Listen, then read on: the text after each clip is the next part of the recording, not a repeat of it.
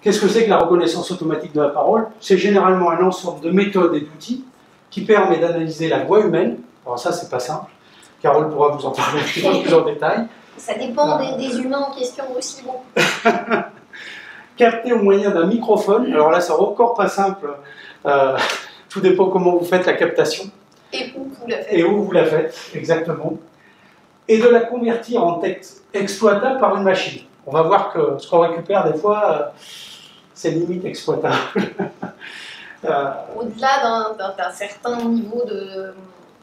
Alors, on a des métriques pour le mesurer, mais au-delà d'un certain niveau, quand la machine n'est capable que de comprendre 2 mots sur 10, bah après ça devient difficile de dire c'est telle émotion qui est véhiculée dans ce qu'a dit le locuteur, ou c'est ce mot-là qui doit déclencher certains votes, par exemple, parce que contextuellement, il se passe plein de choses en français. Et que, typiquement, si je donne un exemple de français, si je vous dis le regard du plombier, pensez à quoi? Vous pouvez penser que mon plombier a des très très beaux yeux, ce qui n'est pas complètement faux.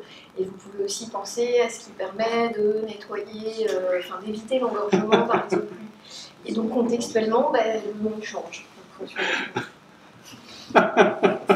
Surtout en français. En plus, voilà, une spécificité du français qui est plutôt contextuelle que lexicale. Et donc voilà, on a parfois quelques petits soucis. Quel est l'intérêt de la reconnaissance automatique de la parole? C'est simple, j'ai fait ressortir 2 intérêts principaux. L'un qui est lié à la vitesse, parce que c'est vrai que lorsque vous voulez faire une saisie au clavier d'un certain nombre d'informations, vous êtes quand même limité. Même les meilleurs dactylos, je dirais à un moment donné, il y a des limites mécaniques qui fait que c'est très compliqué d'avoir une frappe qui est supérieure à 50 mots, je dirais à la minute.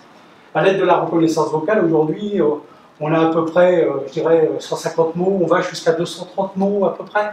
Donc, dans des contextes, je dirais, idéaux. Tout dépend de la fluidité, voilà. Tout dépend de la fluidité de ce qu'on dit. Voilà, donc c'est à peu près ça. Faut compter en moyenne, oui, 150 mots, c'est pas mal. L'autre volet, c'est l'exhaustivité. On sait tous que lorsqu'on essaye de prendre des notes pendant les réunions, c'est parfois complexe, on a à peine fini de transcrire une idée, qu'on en a loupé une au passage et qu'il faut être déjà sur la 3e. Donc c'est parfois un peu complexe, cette histoire. L'intérêt d'avoir des outils qui sont des transcripteurs et qui nous permettent de récupérer l'ensemble des éléments liés à la parole, c'est quand même sacrément avantageux en termes d'exhaustivité. Donc ça, c'est les 2 intérêts majeurs. Ensuite, si on fait un petit peu d'historique, parce que c'est pas nouveau tout ça, on peut dire qu'en gros, les premiers systèmes, à proprement parler, remontent aux années 60. Certains remontent même jusqu'aux années 50. Mais voilà, on va s'arrêter là. C'est plutôt de la reconnaissance de la parole, basée sur de la reconnaissance de mots isolés. Ce qu'on sait pas mal faire, d'ailleurs. Ça se complique lorsqu'on commence à essayer d'avoir un sens, de combiner un certain nombre de choses. Dès qu'il y a un locuteur qui parle un peu beaucoup et que c'est pas juste un mot ou une commande, mais qu'on est sur de la parole, de l'interaction avec des idées qui s'enchaînent, des voix différentes et éventuellement du bruit autour de nous, ça devient plus difficile. Dans les années 80, ça s'est pas mal démocratisé avec notamment une solution qui est très prisée aujourd'hui, qui est la dictée vocale. Alors, dans tous les cabinets médicaux, on connaît bien la dictée vocale. On a un praticien qui enregistre sur son dictaphone, je dirais, l'ensemble des examens, des actes, des résultats qu'il a pu observer. Et vous avez souvent une secrétaire qui va transcrire derrière, manuellement. Tout doucement, aujourd'hui, elle gagne du temps, puisqu'elle récupère finalement tous les éléments liés à ce qu'a pu dicter effectivement le praticien, directement sur sa machine, et elle n'a plus qu'à corriger un certain nombre de choses, modifier certains éléments, mais ça reste très mineur. Une grosse partie du travail a été facilitée. Alors pourquoi ça marche? En général, on peut l'expliquer tout de suite. C'est facile à comprendre. Vous prenez les médecins, ce qui est effectivement le cas d'usage qu'on utilise le plus, c'est parce qu'ils ont le bon goût, ou le mauvais goût pour certains, d'avoir un vocabulaire de spécialité. Ce qui fait qu'ils ont leur langue. Et que généralement, quand ils font un compte-rendu post-op, ils ont aussi, ils ont aussi une façon d'amener ce vocabulaire dans des énoncés courts, sans ambiguïté possible et sans fioriture de langage, qui fait que on arrive à maîtriser un peu la grammaire de leur langue beaucoup plus facilement qu'on ne le ferait quand on discute autour du poulet le dimanche midi chez la et la deuxième chose, c'est qu'en plus, ce type de système est monolocuteur. Vous avez une personne qui parle, avec la possibilité sur les systèmes d'avoir une adaptation à la voix. c'est-à-dire la vitesse d'élocution, à la hauteur, au fourrement, enfin des tas de choses un peu techniques qui sont liées à votre voix et qui fait qu'il y a une certaine habitude du système, à la voix de Jean-Luc ou à la mienne si on l'utilisait tous les jours, qui fait que d'un coup le système devient meilleur chaque jour, davantage avec nous. Ne tombez pas malade, puisque le matin vous êtes totalement à fond, vous avez un peu trop crié la veille, bah, le système repart à zéro parce que l'adaptation locuteur sert à rien vu qu'il ne retrouve pas ses petits. Mais ça permet quand même au quotidien de fonctionner assez bien. Donc, et le vocabulaire spécialisé, le fait que ce soit un seul locuteur que donc on peut être amené à connaître. C'est beaucoup plus simple. C'est infiniment facile. Aujourd'hui, on a de nombreuses applications. Alors là, on en cite quelques-unes, hein, mais c'est vrai que le sous-titrage et la traduction automatique de vidéos, alors ça, c'est des choses qui tournent relativement bien, hein, sur lesquelles il y a pas mal de retours d'expérience. Alors ça s'explique aussi parce que les choses sont bien séquencées. Une autre application, c'est l'indexation et l'extraction automatique d'informations pour des documents audiovisuels.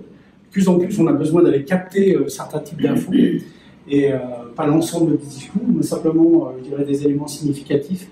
Alors, on en parlera un petit peu plus tard, des entités nommées, on appelle ça parfois. Allez voir Alina, typiquement, qui a une base de données absolument magnifique, et certains sujets, malheureusement, ils n'ont pas toujours possibilité d'aller récupérer toute l'info. Ils disent si, je suis sûr qu'il y en a. Et bien, une des solutions, ça peut être de transcrire tout ce qui s'est dit dans les journaux télévisés de l'époque, de façon à, derrière, aller faire de l'extraction d'informations en contexte et de voir ce qui se disait, et donc derrière, d'alimenter le débat, de trouver le bon fichier pour réellement le diffuser, comme ça on peut pas dire mais c'est vous qui faites une interprétation, on trouve le fichier tel que X l'a dit à l'époque, et comme ça...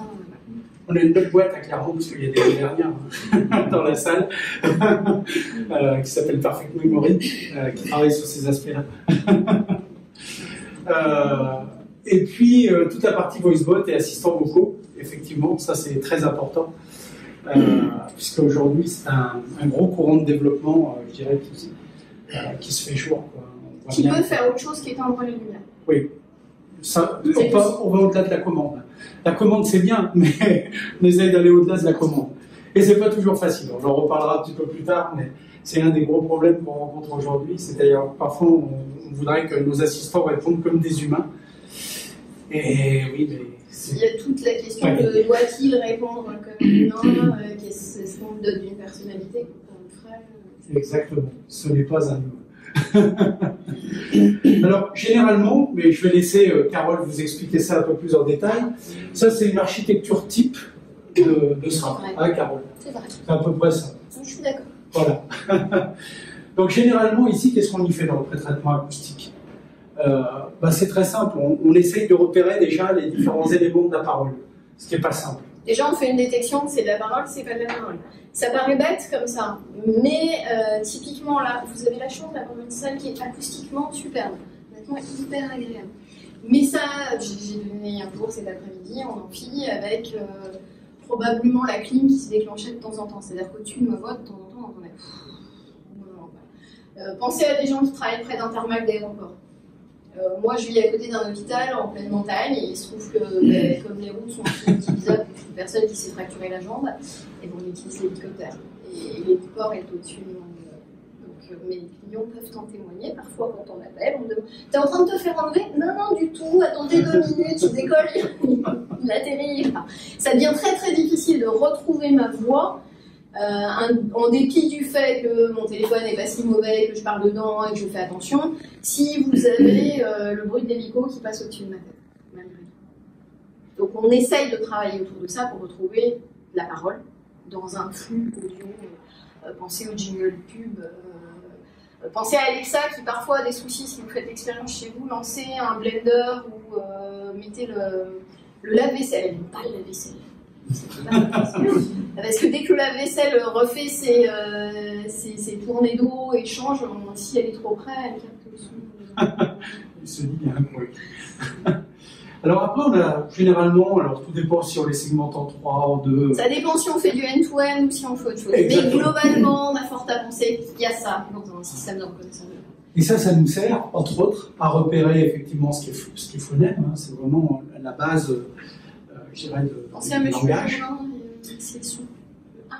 Oui, c'est vrai. Et puis après, comment on le prononce? Parce que parfois, vous avez des choses qui phonétiquement sont très proches les unes des autres, Donc c'est un vrai problème pour nous, donc il faut le replacer dans quelque chose qui a du sens dans un contexte, et pour ça on a des modèles qui sont spécifiques. Et puis je dirais il faut que non seulement ça fasse du sens au niveau je dirais, de ce terme qu'on replace dans un contexte, mais il faut qu'il y ait une cohérence par rapport je dirais, à la phrase, donc ça peut être mieux. Donc on va essayer de faire en sorte que ces différents modèles nous aident finalement à avoir quelque chose en sortie, grâce à un décodeur hein, qui est capable de, je dirais, mettre en jeu tout ça, qui soit à peu près cohérent et exploitable sous forme d'affiché texte. Mais là, je vais m'arrêter, je vais passer la parole maintenant à Carole, parce qu'elle voilà, vous